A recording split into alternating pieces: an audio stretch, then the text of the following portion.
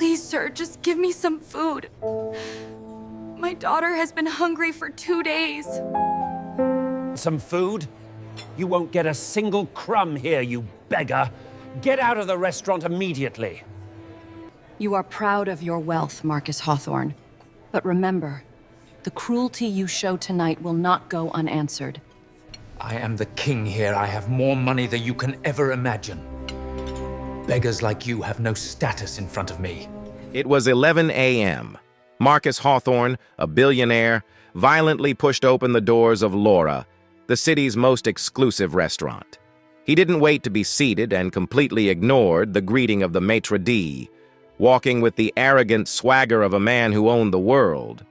Marcus strode past the crowded waiting area and claimed the absolute best VIP table. He didn't even bother to open the leather-bound menu. Snapping his fingers loudly at the nearest waiter, he immediately ordered the most expensive item they had, a $1,000 gold leaf-wrapped Wagyu tomahawk steak. Outside, a brutal winter storm was raging. But inside, Marcus only cared about flaunting his massive wealth. Marcus had taken exactly 2 bites of the rich meat before pushing the plate away, bored and already signaling the waiter to clear the table. He didn't care about the food, he only ordered it because he could, and because he wanted everyone else in the room to know he could. Just outside the thick, insulated glass, a heartbreaking scene was unfolding. Sarah was a young single mother. Huddled tightly inside her thin, worn-out winter coat was her 6-year-old daughter, Mia. Sarah had lost her job at a diner weeks ago.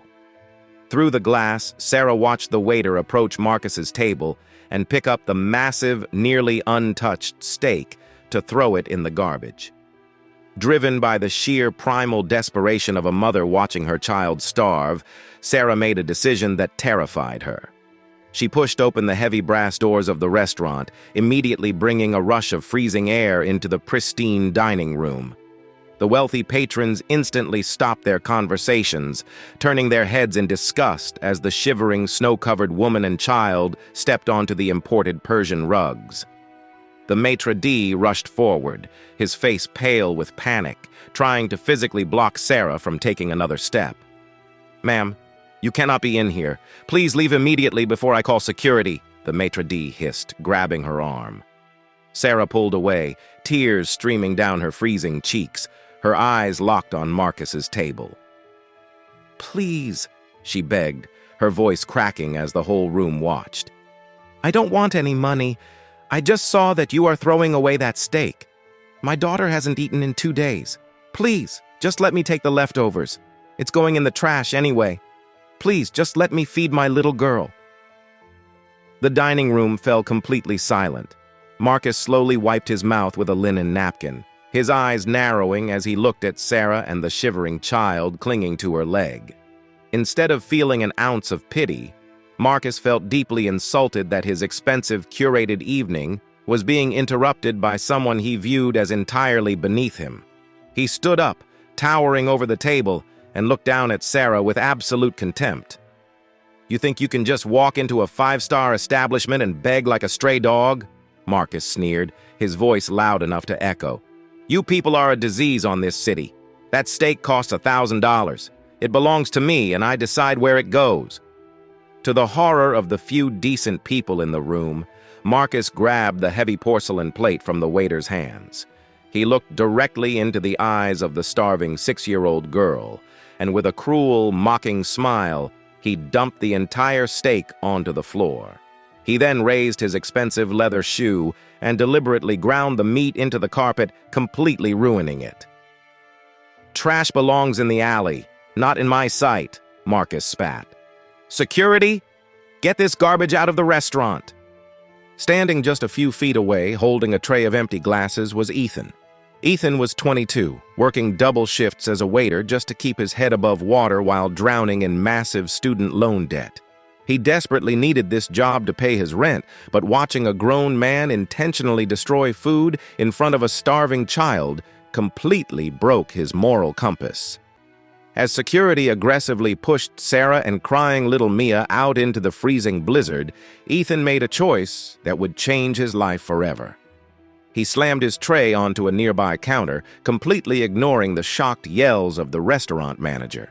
Ethan rushed to the employee locker room, grabbed his own thick, heavy winter parka, and grabbed his untouched dinner, a warm, wrapped chicken sandwich and a large thermos of hot soup he had brought from home. He ran out the back service exit into the dark, freezing alleyway where Sarah and Mia were huddled against a dumpster, crying. Ethan knelt down in the snow, wrapping his heavy, dry coat around the shivering little girl.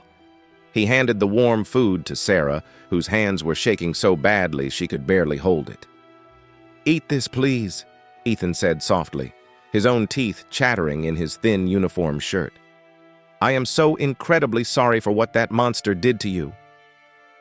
As Sarah wept tears of profound gratitude, holding the warm soup to her daughter's lips, the heavy metal door to the alley slammed open. Marcus stood in the doorway, flanked by the restaurant manager. Marcus's ego could not handle the fact that a lowly waiter had defied his display of power. "You think you're some kind of hero?" Marcus barked, his face twisted in anger. "You are fired, effective immediately. Leave the uniform shirt and get off this property before I have you arrested for stealing company time." Ethan stood up, unbuttoned his work shirt, and threw it at Marcus's feet, standing in the freezing snow in just his undershirt.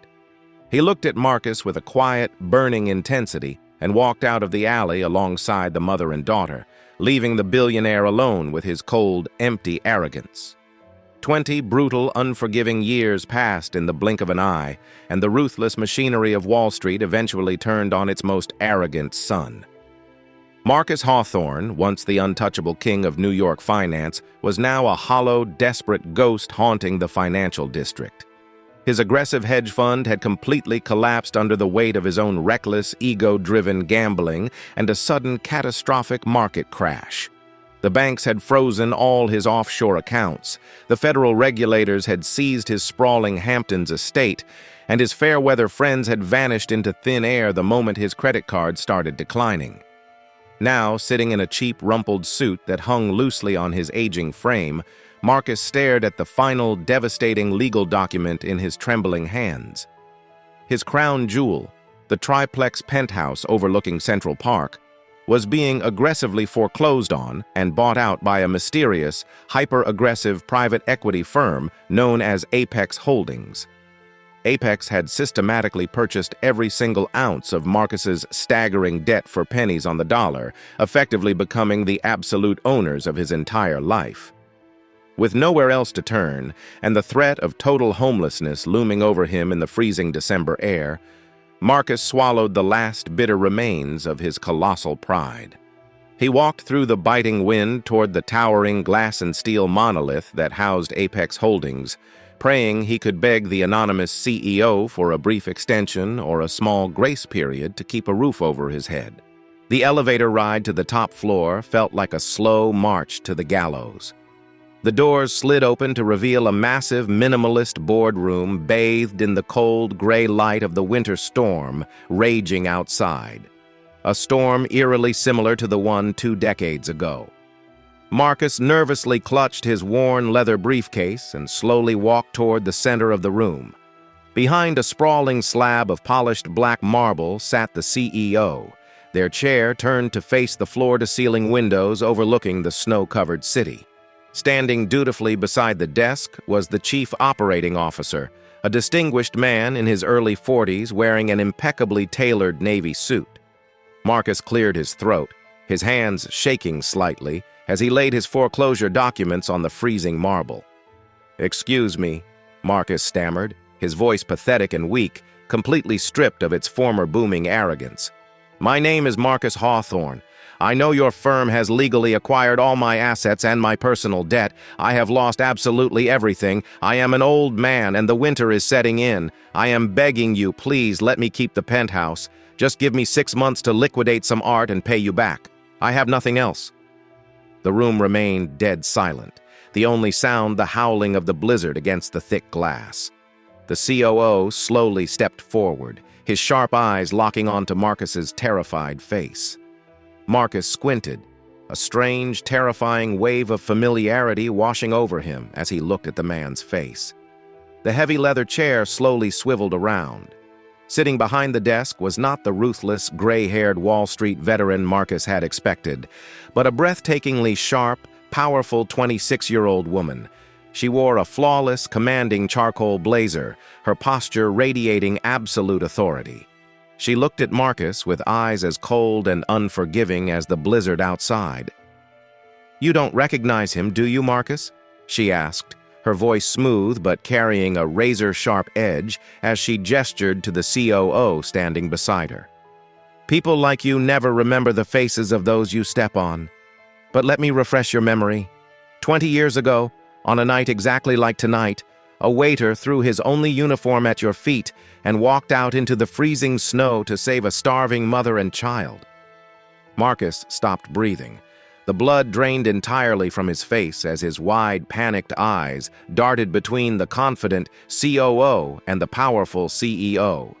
It was Ethan, the waiter he had fired for showing basic human decency. And the woman sitting in the billionaire's chair was the shivering, starving 6-year-old girl from the alley. Mia leaned forward, resting her elbows on the black marble, her gaze piercing right through Marcus's shattered soul. "My mother worked 3 jobs just to survive that winter," Mia said quietly, the weight of her history echoing in the silent room. "Ethan helped us. He mentored me, he invested his life savings into my education, and together we built this empire from nothing. We learned how the financial world works, Marcus. We learned how to identify weak, over-leveraged, arrogant men like you, and how to legally dismantle them." Marcus's knees gave out, and he collapsed onto the polished floor, tears of absolute humiliation and terror streaming down his wrinkled face.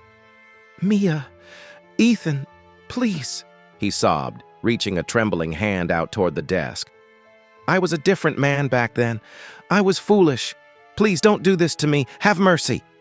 Ethan looked down at the pathetic man on the floor, his expression entirely unreadable. "Mercy?" Ethan echoed softly. "The exact same mercy you showed a starving child when you ground a $1,000 piece of meat into the carpet just to prove a point." Mia picked up a sleek platinum pen and signed the final line of the massive buyout contract, officially taking ownership of every single thing Marcus Hawthorne had ever built, owned, or loved. She slid a single, crisp piece of paper across the marble desk so it drifted off the edge and landed perfectly at Marcus's trembling knees. It was a check made out to Marcus for exactly $1,000. "That is the buyout price for your entire miserable existence, Marcus," Mia declared, her voice ringing with the finality of a judge's gavel.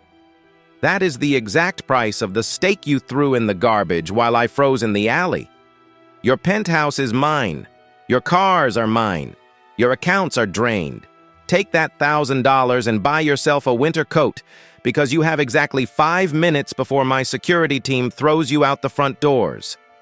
2 massive security guards immediately stepped out from the shadows, grabbing Marcus by his arms and dragging the sobbing, ruined billionaire toward the elevators.